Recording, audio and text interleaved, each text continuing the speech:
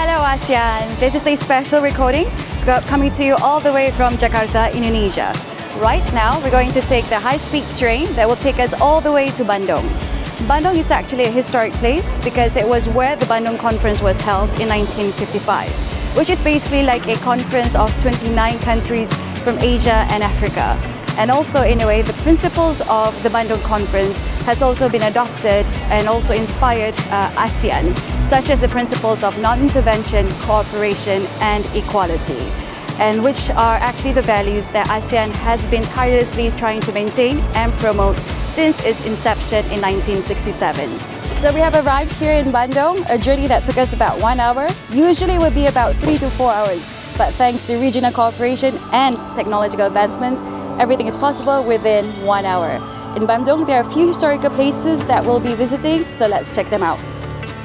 Right now we're here at Braga Street, which is a very lively street where all the young people from Bandung and also from Indonesia, and not to mention other parts of the world, they come here. Right now there's some activity going on, so for every weekend this street is actually closed to allow the pedestrians to walk down the street. And what's interesting is that somewhere close by is actually the Asia-Africa Conference Museum, which we will check out soon. The Asia-Africa Conference Museum was opened in 1980. It pays homage to the Bandung Conference not just as a symbol of the fight against colonialism or as the precursor to the non-aligned movement in 1961. It gave inspiration to ASEAN. As we stand here today, it serves as a very strong reminder for the ASEAN youth and even the global youth that even a place like Bandung can actually serve as a source of regional and global movement for a multipolar world where cooperation is key. We have seen historical places in Bandung, and places such as the Asia-Africa Conference Museum serves as a strong reminder of ASEAN's history, our history. Great leaders have been born and raised here in Indonesia, and the same can be said for other Southeast Asian countries. They say the spirit of Bandung lives on. But here at Let's Talk ASEAN, we want to really ask these questions. Does the spirit of Bandung really live on? And if it does it exist in the hearts and the minds of the young people of ASEAN?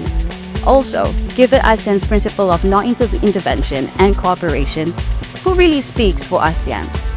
To answer these questions and more, we have none other than Dr. Dino Patti Djalal, the founder of Foreign Policy Community of Indonesia.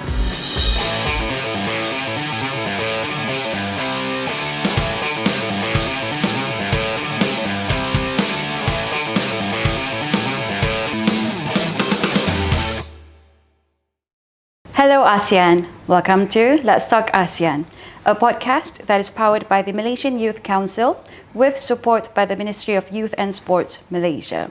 This is part of MBM's program in supporting Malaysia's ASEAN Chairmanship for 2025. I am Hasinah, and I'm proud to say that Let's Talk ASEAN is actually a podcast by the Malaysian youth for the ASEAN youth. For today's recording, we have a very, very special guest, and we're coming to you all the way from Jakarta, Indonesia. And basically in the studio, whom we have here today is the one and only Dr. Dino Patti Djalal, a man whose name actually needs no further introduction. He has adorned the walls of IR and diplomacy from Southeast Asia to the rest of the world. Dr. Dino is a former Indonesian diplomat with postings in London, Delhi, and Washington, where he served as the Indonesian ambassador. He also served as the presidential spokesperson, speechwriter, as well as foreign policy advisor for the former president Susilo Bambang. And in 2014, he was the Vice Minister of Foreign Affairs. Dr. Dino left his governmental roles in 2015 and he founded the Foreign Policy Community of Indonesia, or FPCI, which we're actually very proud to be teaming up with for today's episode. His other roles include the Exco for the Paris Peace Forum.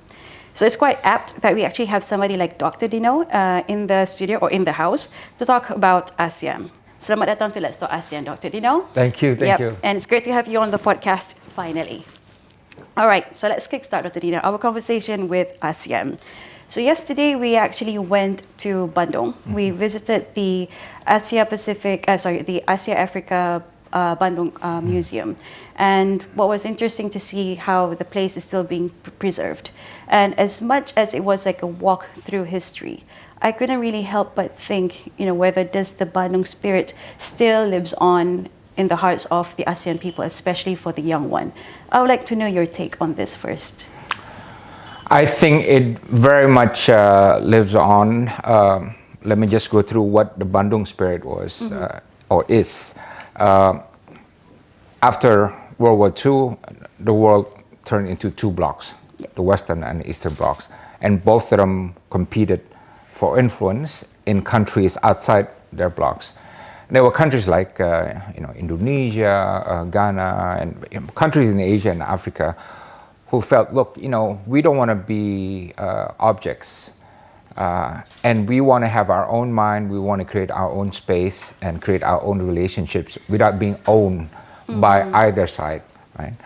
And by that time, the notion that countries that were known to be the third world, mostly poor, but the notion that they would have an active role in international affairs was rather unknown, right? So Bandung changed that. Bandung said, look, we may be poor and small and so on, but we can matter in international affairs. We don't need to be owned by anybody.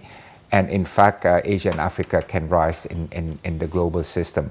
And that has reflected or manifested in many forms. It helped led to the non-aligned movement. It helped led to the G77, to what we know today as the Global South. Yes. But basically the feeling that, look, we have an equal share in the international system and we are not objects.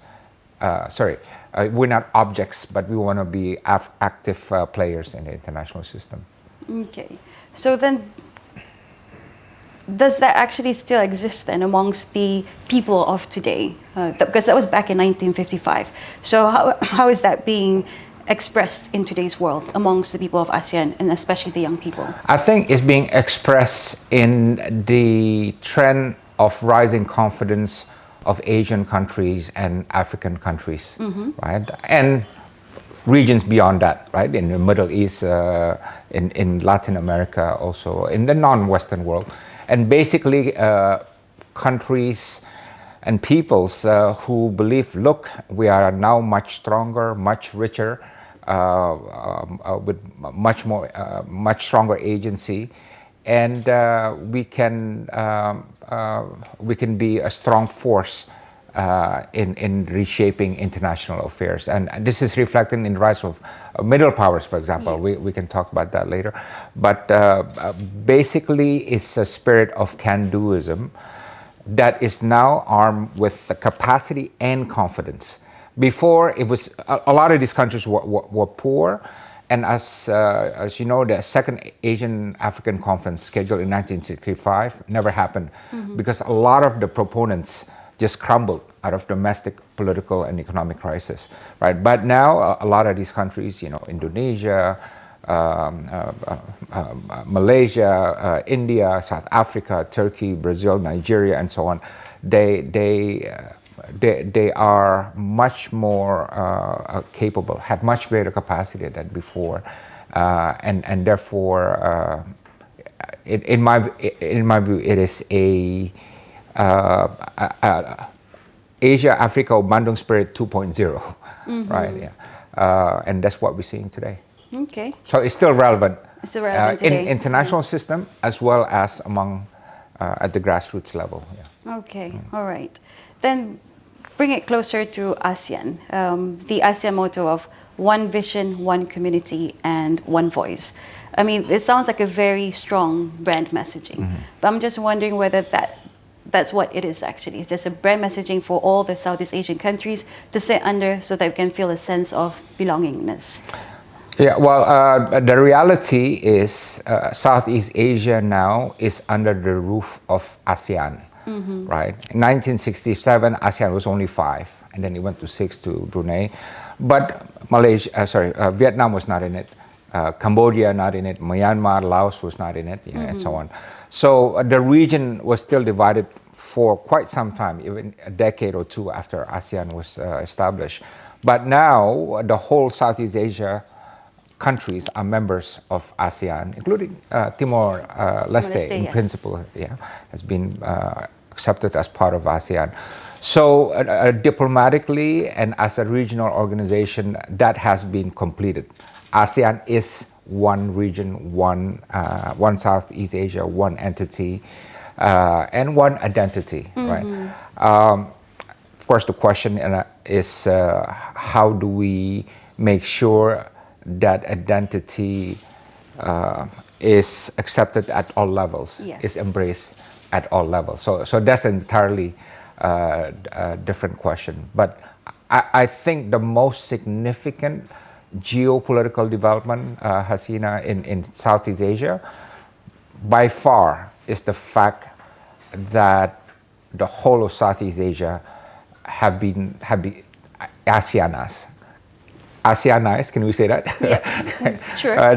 They're all members of ASEAN, which was unthinkable in 1967. And keep in mind, when ASEAN was divided right after the Vietnam War, during and after the Vietnam War, ASEAN countries Vietnam had every reason not to join ASEAN because it was very suspicious of ASEAN. But what happened was totally the other way around. ASEAN invited Vietnam to come in, and Vietnam, after it left Cambodia, Vietnam occupied Cambodia, for some years, and then it joined ASEAN. Again, one huge geopolitical fault line in Southeast Asia was overcome. Right? True. So how did ASEAN actually manage to convince Vietnam to come into the ASEAN family? By telling Vietnam, look, I know you know that we've been fed with this domino theory from the West, the US especially, that communism would spread like dominoes, starting one country and then spreading throughout Southeast Asia. Many of us, I mean, it was endless, this propagation, right? But we told Vietnam, look, we're not your enemy. We are friendly with the West, but we were not created by the West. The Vietnamese thought that we were created by the West. No, this is our own will. And we have goodwill towards you. And it was a bit uncomfortable because Philippines had sent troops to Vietnam, right? Thailand also, right? So it was a bit uncomfortable, but the message was, you are not our enemy. We want to be friends with you, and we want you to join ASEAN, and we want you to trust us, and we want to learn to trust you. So I think, this thing about strategic trust, ASEAN countries is probably one of the world champions. We're really good at it because, as you see now, strategic trust is very low globally. Yes, right. Definitely. But among ASEAN, we had many episodes where we kept fixing things to turn enmity into amity. And so, to answer your question, that's how ASEAN did it. Yeah, and as you know now, Vietnam and ASEAN and the other members of ASEAN, we define each other as members of a family, ASEAN community. Yes, right? So true. that's a huge mental shift. Is that what they call the ASEAN Way, or the ASEAN? Yeah, ASEAN has a way. I mean, basically, it's about consensus, right? I mean, look, say for example, Indonesia, we want to fix the region, and I gotta work with Malaysia. I can't hit you over the head to agree with me. I can't force you, impose my will on you. I gotta persuade you, and vice versa. And we gotta find a meeting point there. Okay, we got differences here and there, but let's move together on basis of this, right? So ASEAN Way stresses so much on consensus, unlike EU, for example, right? So the principle of consensus, of really talking our issues and reaching a common understanding on how to move together. That's the ASEAN Way. Indonesia is the largest country in ASEAN, in Southeast Asia, largest economy, largest population, largest territory. But if Indonesia were to act as the big boss, the big bully, it's just not, ASEAN would never work. It would never work. True. Right. But then instead of seeing as a big bully, shouldn't there be like a voice for ASEAN? Because one of the things that has actually come up on my mind is that there's really no one voice that speaks for ASEAN. So I suppose my question is, who really does speak for ASEAN, since we have the ASEAN Way and the ASEAN Consensus? Well, there are different levels of answer to that. First is ASEAN has established a mechanism of chairmanship. Every year there's a chairperson that rotates, alphabetically chosen among the countries of ASEAN, and right now is Malaysia. So now on matters relating to ASEAN in the international system, for 1 year, Malaysia chairs ASEAN and is expected to be the voice for ASEAN. I see, right? Okay. And next year it'll be someone else, right? But for now, it's the chair of ASEAN. And the rest of ASEAN countries usually defer to the chair on matters. For example, if there's something, now there's something going on between Thailand and Cambodia, usually we all look to the chair first. Say, hey, are you going to do something? Are you going to say something? No one really jumps at this. Although it has been done sometimes, but no one jumps ahead of the queue of the chair of ASEAN. So that at that one level is there. Second level is the Secretary General. He's there for 5 years and he leads the Secretariat. He goes all over the world. He tells everybody what ASEAN is thinking, what ASEAN is doing. So the Secretary General. But really, every ASEAN government, ASEAN leader is expected to always promote ASEAN, right? On wherever they do. If they have guests coming to their countries or they go abroad, they're expected to do so. And so in a way, they're also a spokesperson for ASEAN. But they need to understand, of course, and they understand this, that there are certain things that only the chairman should take the front lead. Take the lead. Yeah. Do you think this also has something to do with our, not just ASEAN, more like an Asian culture, where we do follow this seniority system? So the one who is on the top or the one who's leading, he or she then has the final say or has to guide the entire group. Do you think our culture has any, or the Eastern culture? I believe so. Yeah. I believe so. I think diplomacy is based on our customary things of doing, and I really think that has something to do. We are Melayu, right? Yes. And Melayu way of doing things, right? Definitely. And apa namanya? Kalau Lebaran, kita sungkem, and then we forgive and so on. So I do think there's a strong local influence in how ASEAN performs diplomatically. And again, I was just referring to being Melayu, but if you look at the way the Vietnamese culture and the Thai, it's more or less the same. There's a certain degree of politeness and mutual respect. And by the way, Hasinah, mutual respect is so important. Why? Because I was posted abroad, right, in the U.S. and London and so on. That's when I came to realize the term mutual respect has more currency in our part of the world than in the West, right? Okay. When we say it, we mean it, right? Yes. And why is it important? Because a lot of times when I was in government, when I was dealing with Western governments, sometimes I get bullied or patronized or put down and felt not in an equal relationship, which means what? I'm not being respected. Yes. Right? But for us, look, Indonesia is big. When we deal with Brunei, which is much smaller in population, we treat them as equal. Right? True. When we deal with Timor-Leste used to be part of Indonesia and so on. They are less than 1 million people. We treat them as equal, right? Mutual respect, right? So I think these are the ingredients that make ASEAN work. Yeah. Okay. So by that, then, can we say through the grouping of ASEAN, we would be able to earn the mutual respect of other countries, especially the superpowers, will then that make us be seen in different lights, especially with the breakdown of the East and the West and the global South and the global North? Yeah. Good question. At least in our region, yes. So the things that we need to be, more realistic. ASEAN always says ASEAN centrality, Yes. right? Okay.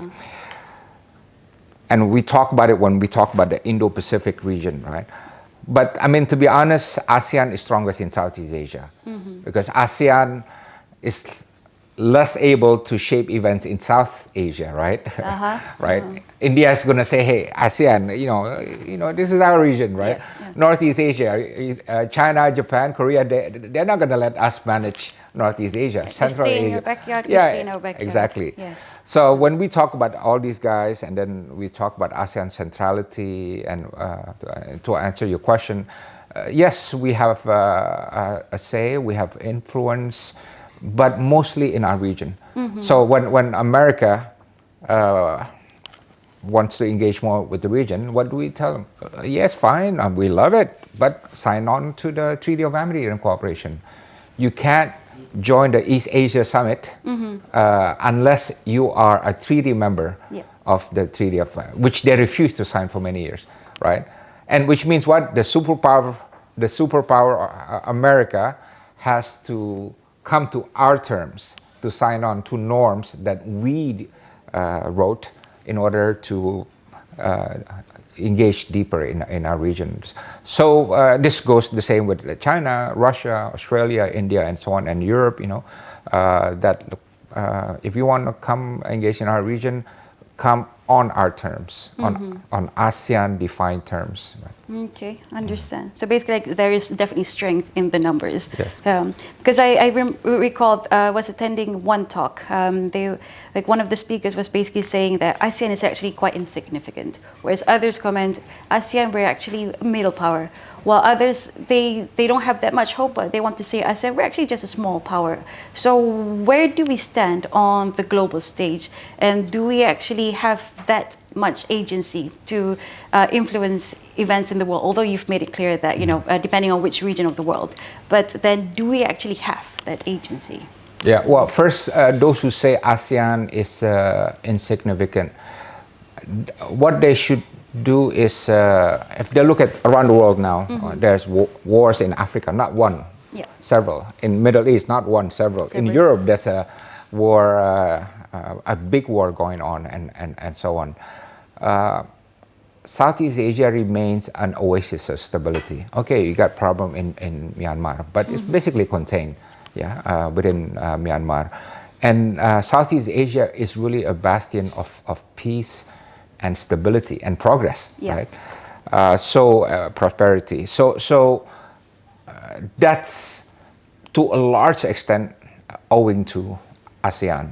And I think it would be interesting to see in the 50s or 60s, what were the conflicts, right? Even in the 70s. And then see now, do you still have these disputes, these conflicts, right? And ASEAN would register as one of the regions whereby a lot of these lists of disputes and conflicts have largely mitigated today, right? Indonesia, Malaysia, konfrontasi ended. Yes. Indonesia, Singapore, konfrontasi ended. Malaysia, Filipino over Sabah, mostly resolved, right? The Vietnam War, done. Cambodian conflict, finished, right? East Timor, right? Mindanao, the MNLF, and I mean, there are just so many, including the maritime territorial disputes, overlapping claims, right? And that's how did that happen? Because of the trust and collaboration and cooperation that has developed in the mindset of the political leadership in ASEAN. So, and another point, Hasinah, when I joined foreign ministry like 30, 40 years ago, we envied Europe, EU. When we talk about regional organization, that's the one. Oh, wow, how did they do that? And even the EU said, hey, we're the big guys when it comes to regional organization. You all have to look up on us, Yes. right? But guess what? I just told this in Europe, by the way, and I was very blunt about it. But they could not deny what I said. What I said was, look, EU is an incredible regional organization, regionalism, but there is no other place in the world, which are willing to copy EU, right? And they were like, what? What are you talking about? Look, there's no one in the world that would want to have common currency. Not in not in SAARC, not in BIMSTEC, not in African Union. Not one would want to create integrated institutions, right? European Parliament, that's heavy. And not one wants to erase borders, like the Schengen, right? And so on, right?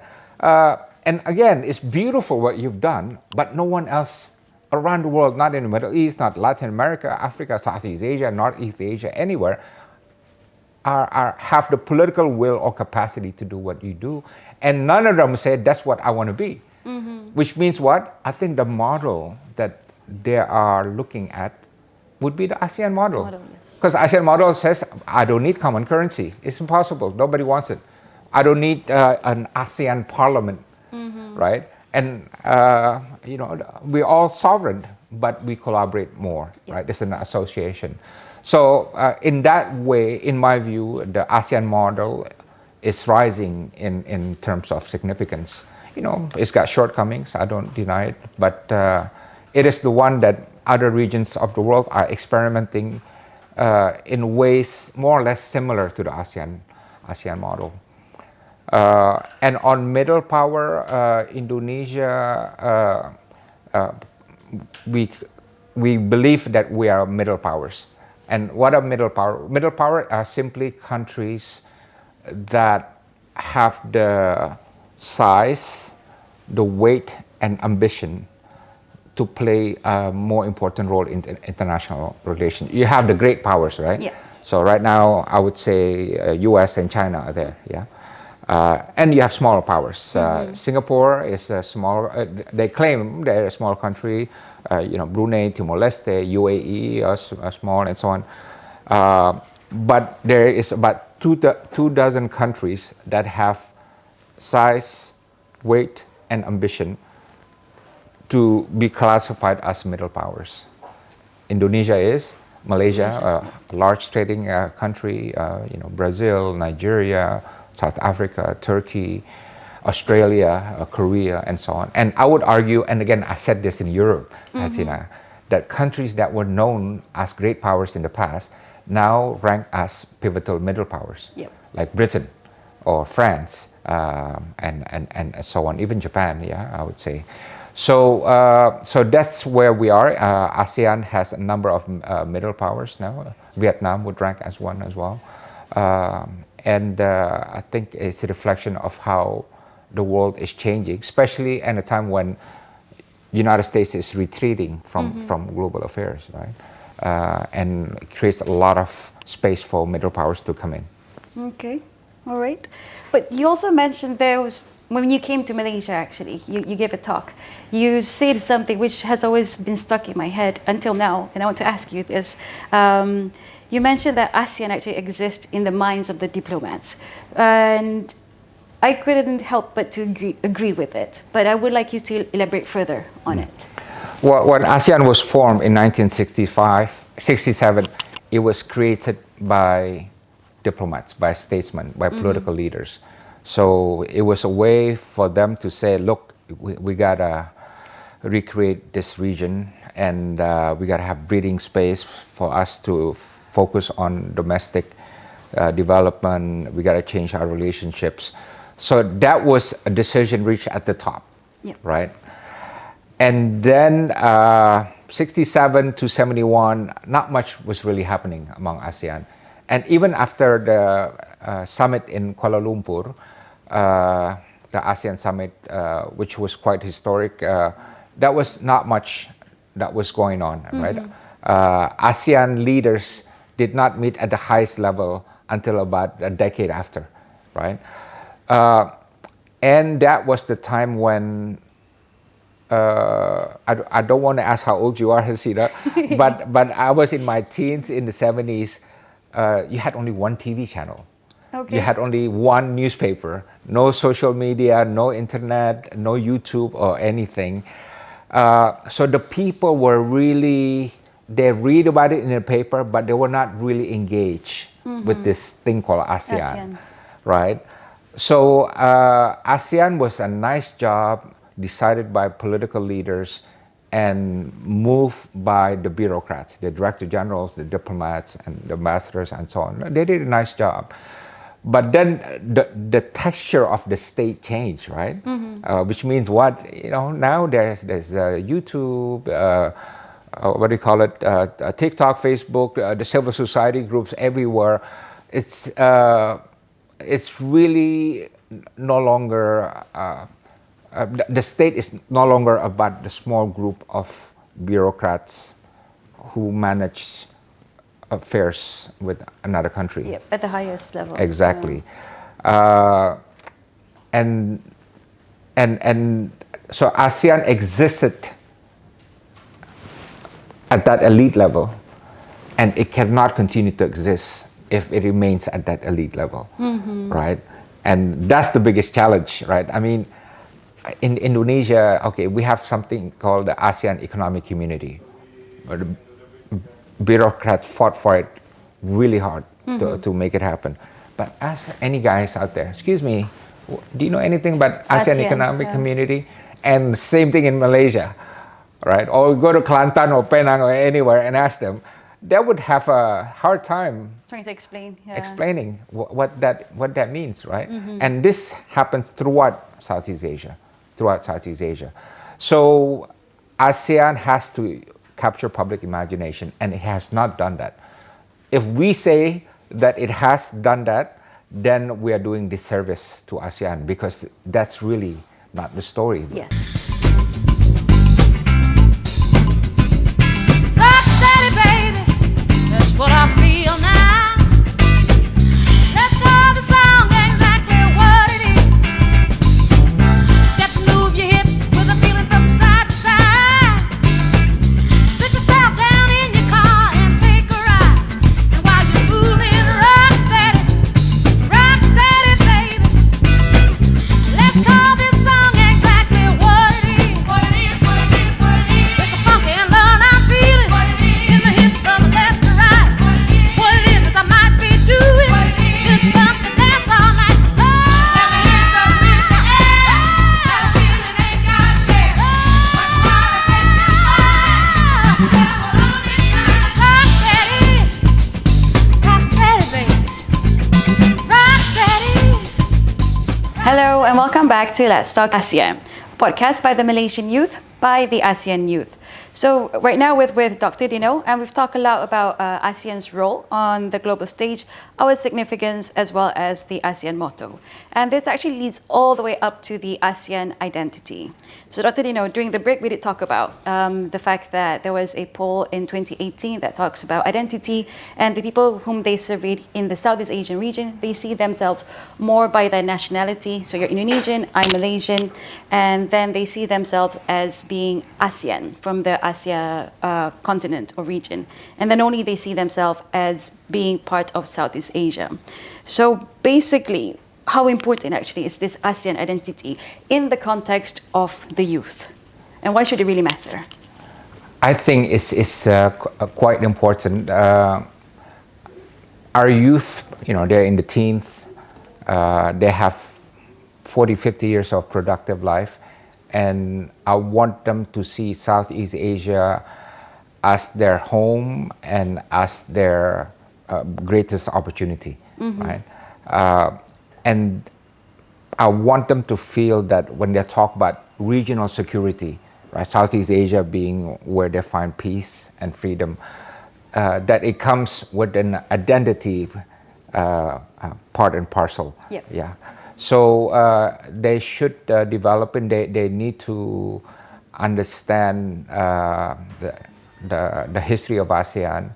They need to understand what ASEAN identity is. The national anthem. There's an anthem. There's an ASEAN flag. Yes.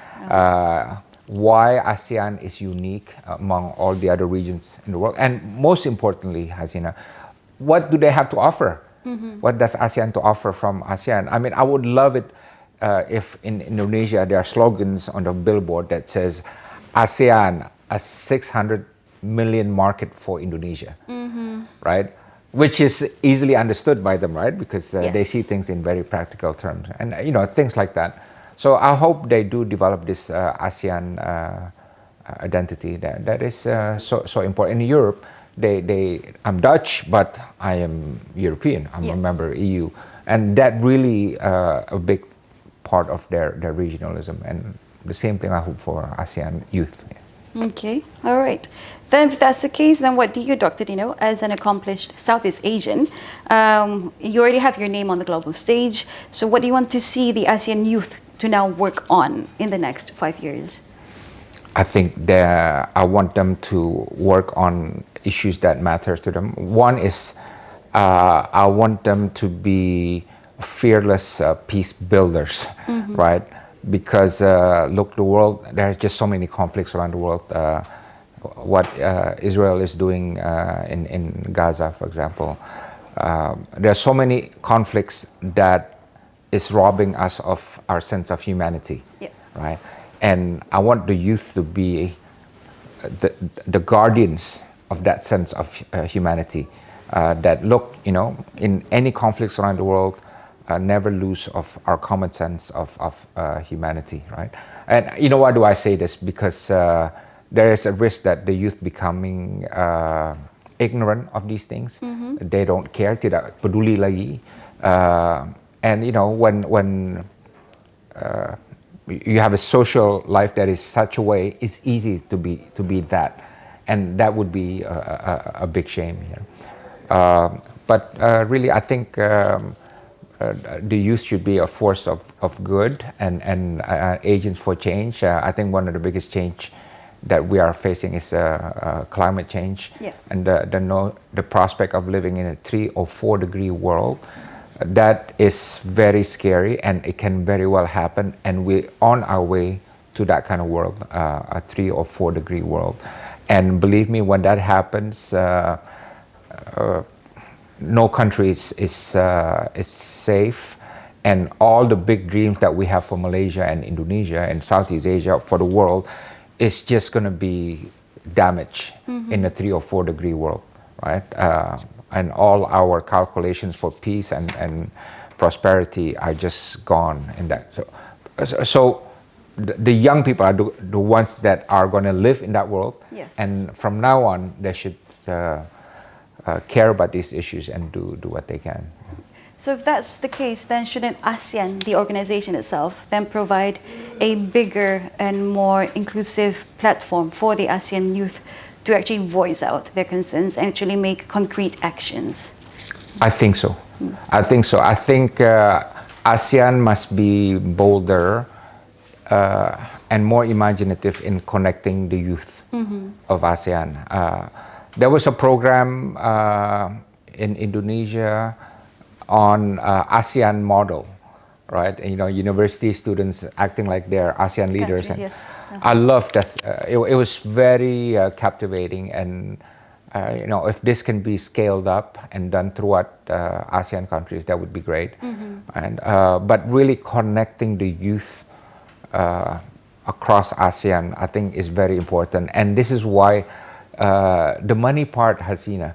I was quite shocked at some point when I learned that ASEAN countries only donated $2 million to ASEAN Secretariat. $2 million. You know how? Compare this to the budget of European Union. Yes, and that's per year. Per year, right? 2 million, right? And how are you going to do programs, right? And as a result, what? As a result, a lot of the programs that ASEAN does, right, for its youth and so on, universities and so on, rely money from a contribution of our dialogue partners, right? I mean, one example, this ASEAN university program, right? And I look at that website. It's pretty good, a lot of universities are in it, But then when I look at their programs, their meeting and so on, it only happens mostly when it's supported by China or Japan or Korea, right? Which means what? ASEAN does not do enough of saying, hey, this is about us, we'll pay for this.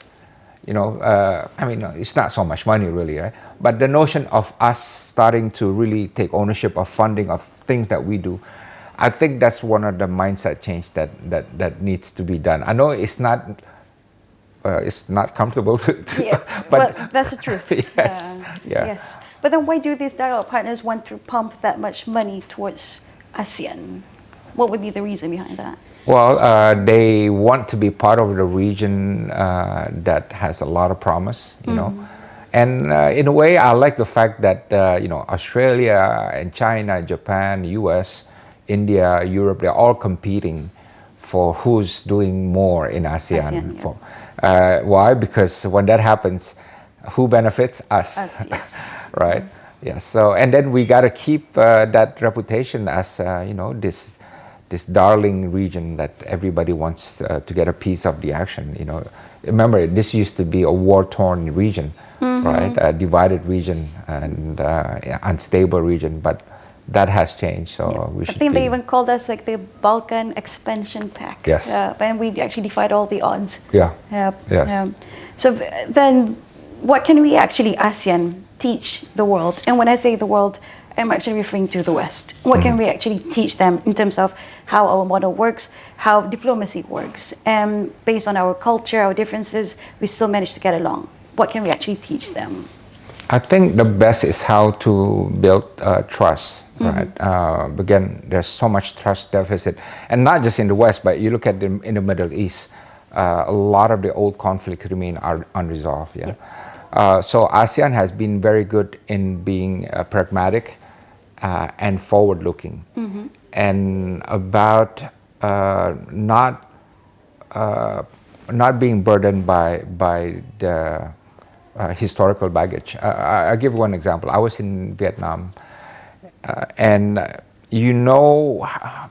lot of Vietnamese, maybe in the number of millions, died as a result of the Vietnam War, and many because of bombs dropped by the Americans, right? Yes. So if any country has the right to hate the Americans, it's Vietnam, right?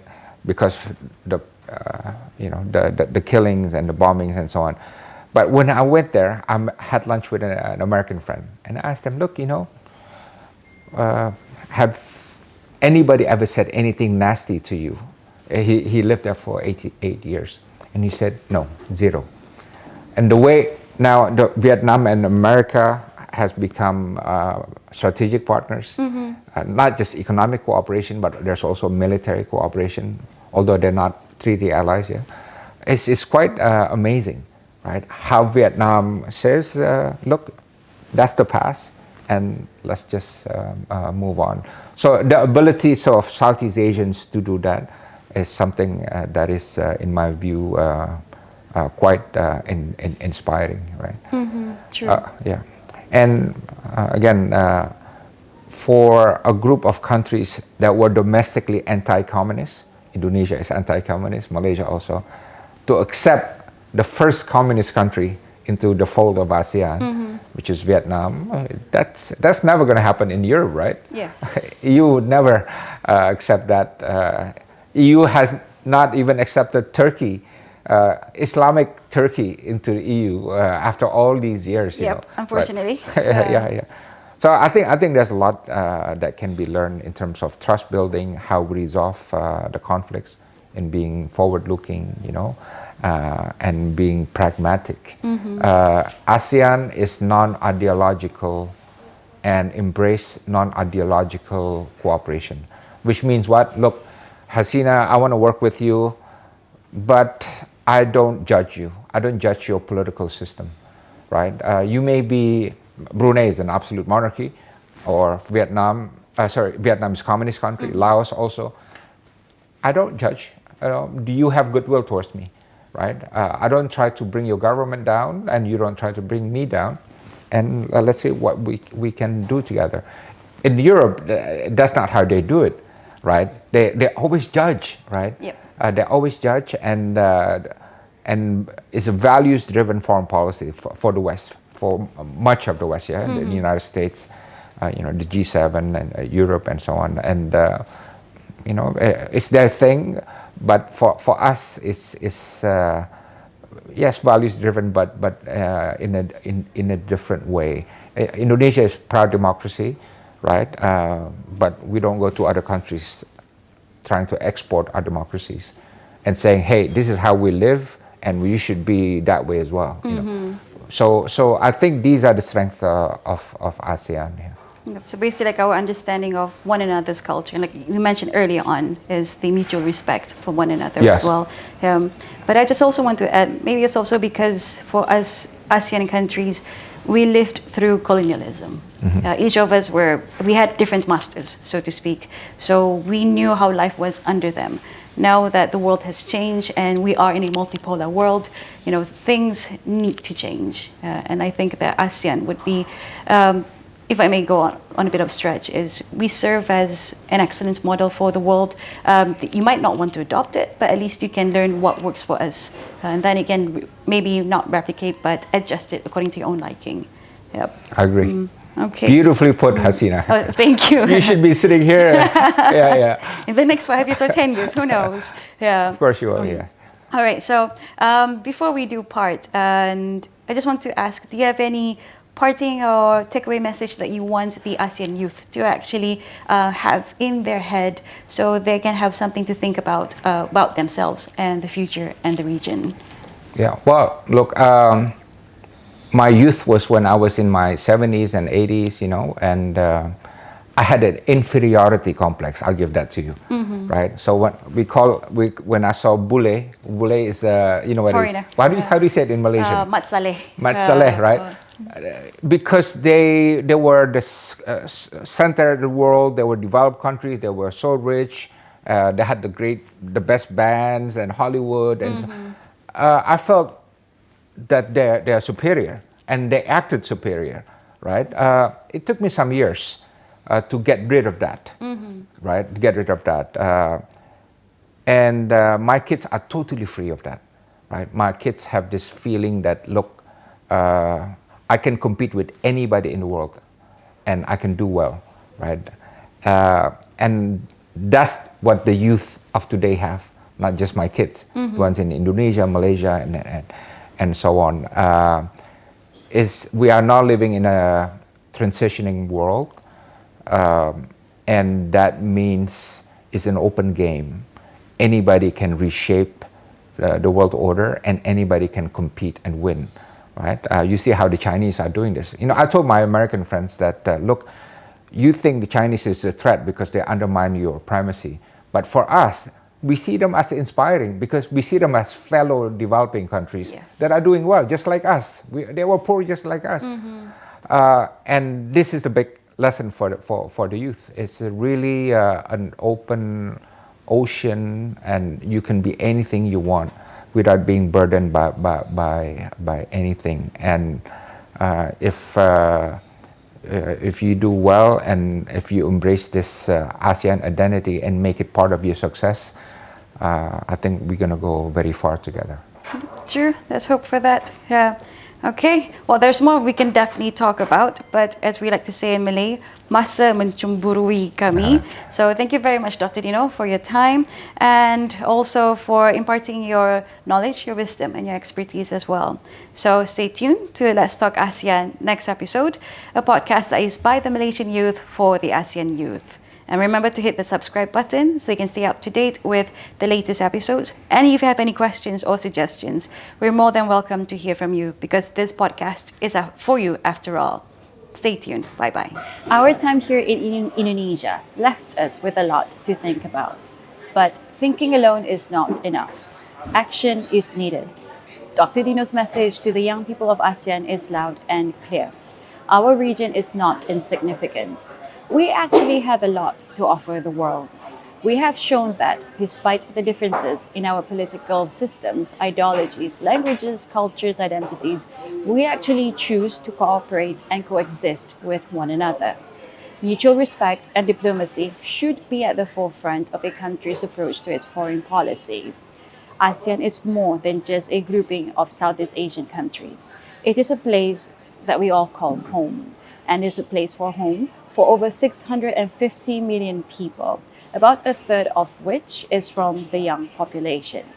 To the young people of ASEAN, this I say to you. Preserve this region that we all call home and live under as one community. To the young people of ASEAN, we should and we must preserve humanity because, to quote a quote that I actually saw at the FPCI's office during our recording and site visit, the world changes when the youth give a damn.